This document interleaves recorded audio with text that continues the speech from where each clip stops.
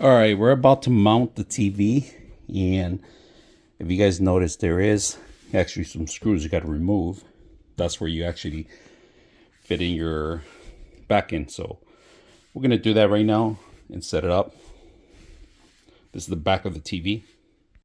We're installing a heavy duty mount. This is really strong.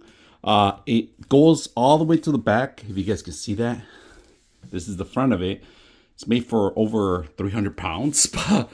Our TV is not 300 pounds, but still, it's good enough for anything we mount on here. So it took me about finding the studs a couple minutes. I did mess up ones here, but it's okay. What doesn't hurt makes it better.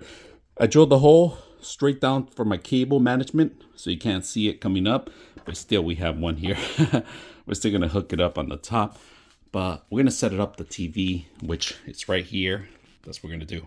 All right, so here we have the back end, and it has arrows, if you guys can see, telling you where it has to go. All right, so once we set up in the center, it's easy. You could take out the screws that came with, or also include it with screws. All right, and we're just making sure that we're even it out.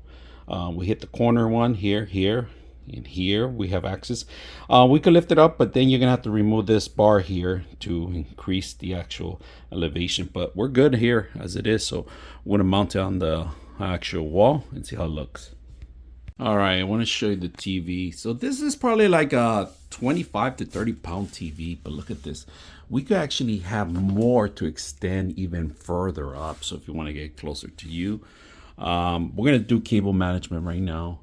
Get rid of maybe some of the old cables that we had in the past, and see if we can set this up a little bit better. But look at this.